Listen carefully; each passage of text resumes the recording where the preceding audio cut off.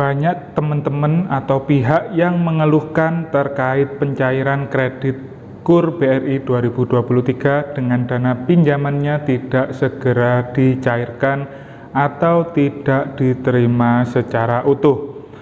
Oke teman-teman, di video ini akan saya berikan informasi atau penyebab kenapa sih dana KUR itu tidak dicairkan atau bahkan mungkin sudah pencairan tapi belum bisa diambil secara keseluruhan, dan juga nanti akan saya informasikan terkait asuransi yang sifatnya sebetulnya itu opsional tapi biasanya itu memang jadi satu kesatuan gitu ya. Jadi saat teman-teman mengajukan KUR itu secara otomatis nanti juga terdaftar di asuransi tersebut. Maka dari itu, simak terus video ini sampai habis, jangan di skip, kita intro dulu.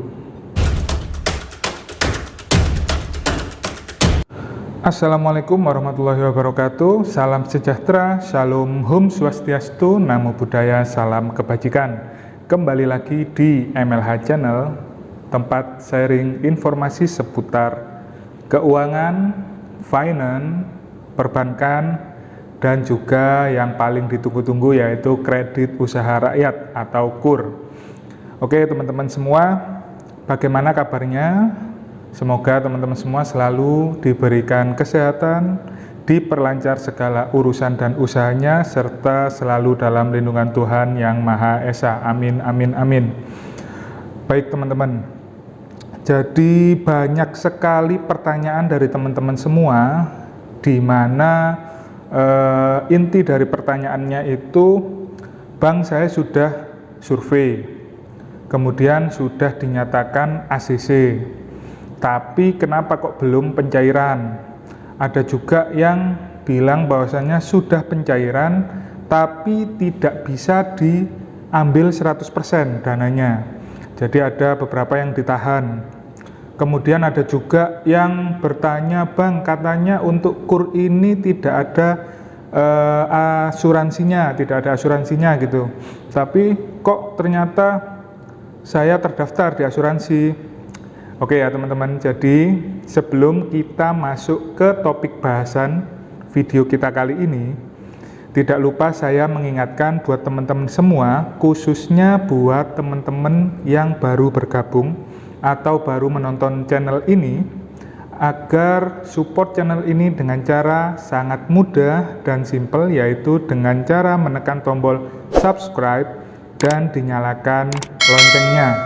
Kenapa harus menyalakan loncengnya?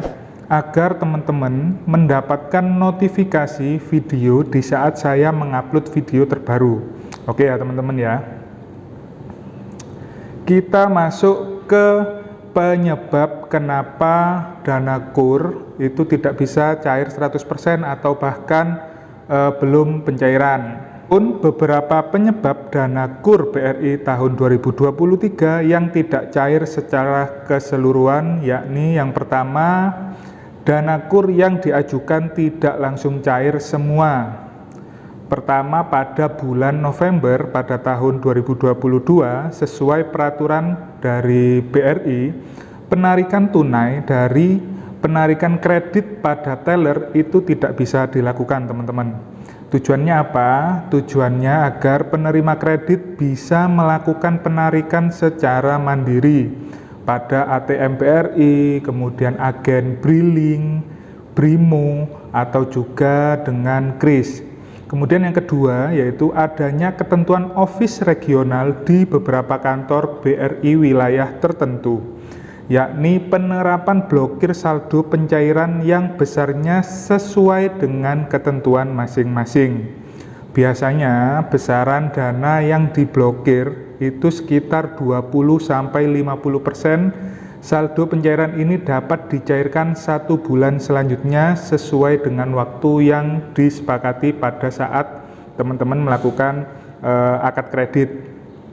Ketentuan blokir saldo ini sebelumnya telah dilampirkan surat blokir saldo yang ditandatangani oleh calon debitur KUR atau oleh teman-teman yang sudah proses akad. Kenapa ada pemblokiran? Tujuannya adalah mengurangi tingkat LDR atau loan to deposit ratio Bank BRI yang menimbulkan dampak negatif terhadap bank. Loan to deposit ratio atau LDR itu perbandingan antara jumlah pinjaman dengan dana pihak ketiga yang dihimpun oleh Bank BRI. Dengan artian, jika jumlah pinjaman lebih banyak dari yang menabung, dana untuk menutupi pemberian kredit bank harus meminjam kepada Bank Indonesia, di mana apabila meminjam ke Bank Indonesia, maka bunganya akan lebih tinggi. Bunga tersebut lebih tinggi dari bunga yang Bank BRI salurkan kepada teman-teman semua. Selain itu, bank tetap harus memberikan bunga pada nasabah yang menabung. Jadi bisa dipahami ya teman-teman ya. Konsep dari KUR ini kan sudah saya jelaskan beberapa di video saya gitu ya. Di mana KUR ini itu menggunakan dana yang ada di bank, baik itu dana orang yang menabung atau deposito dan lain-lain. Jadi dana itulah yang akan disalurkan ke teman-teman, di mana bunganya adalah sebesar 16%. Kemudian dapat subsidi atau dibantu oleh pemerintah sebesar 10%, sehingga teman-teman bisa menikmati bunganya itu 6%. Makanya di saat dana yang ada di bank itu ternyata lebih kecil daripada jumlah yang akan meminjam, maka akan dilakukan blokir saldo bisa sampai 20% hingga 50%. Tujuannya itu tadi untuk apa ya? Diputar gitulah teman-teman. Selain itu, tujuan pemblokiran dana 20 hingga 50% itu adalah untuk memaksa nasabah yang menabung di Bank BRI minimal 1 bulan. Kemudian ada juga dana pinjaman KUR tidak diterima 100%. Jadi sesuai pertanyaan teman-teman ya, penerimaan dana KUR tidak 100% karena adanya beberapa potongan, yaitu yang pertama, potongan 2 kali angsuran. Potongan 2 kali angsuran ini ditujukan untuk mengurangi jumlah pelunasan nanti pada akhir masa kredit atau saat jatuh tempo.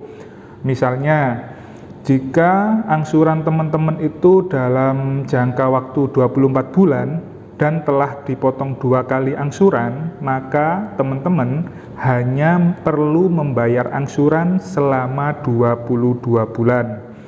Potongan 2 kali ini itu juga sebagai antisipasi atau dana cadangan jika dalam masa angsuran teman-teman itu ada kendala yang terjadi dari pihak teman-teman. Misalnya mungkin teman-teman itu ada yang sakit atau tidak bisa membayar angsuran, maka secara otomatis dipotong dari 2 blokir angsuran tadi. Kemudian adanya potongan AM/KKM dan asuransi BRI Insurance.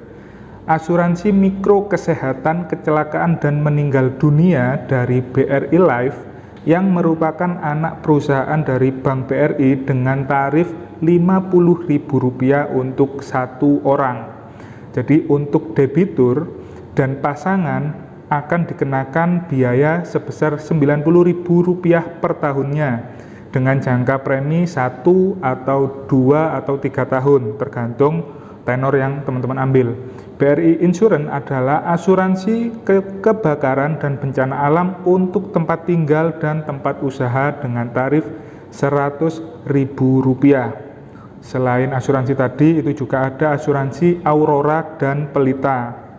Penawaran asuransi Aurora dan Pelita ini ditawarkan oleh pihak regional office, biasanya bagi pencairan dengan dana yang besar-besar gitu ya, yang mungkin 100 juta up gitu.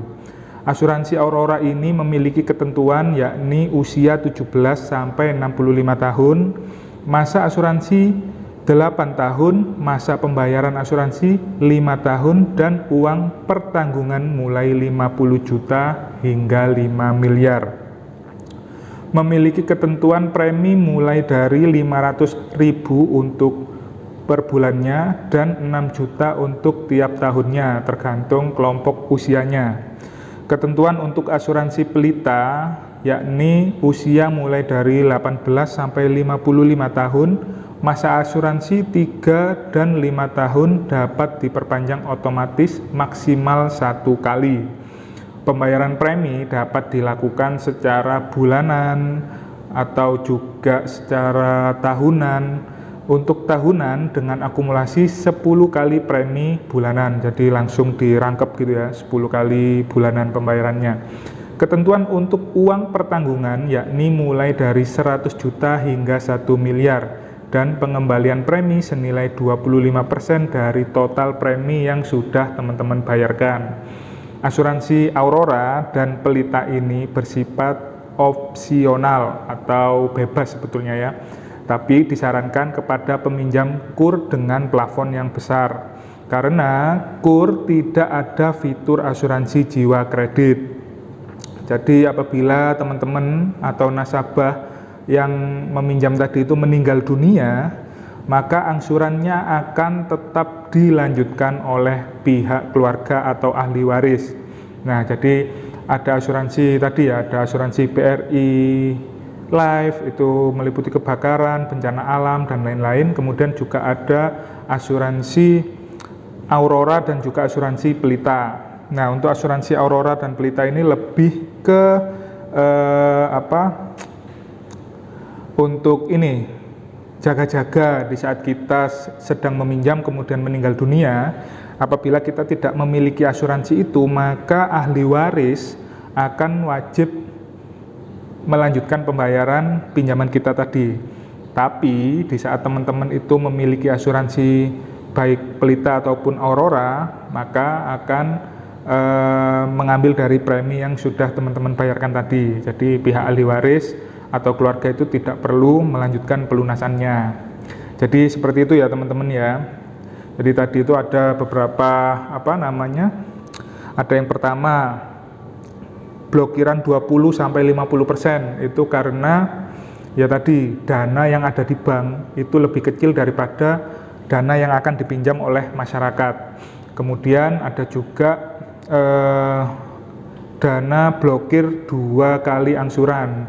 Ini sebagai cadangan di saat mungkin teman-teman pada saat melakukan pembayaran bulanannya itu mengalami sedang sakit atau kemudian sedang tidak ada dana gitu ya, itu maka akan otomatis pembayarannya dipotong dari 2 kali angsuran tadi.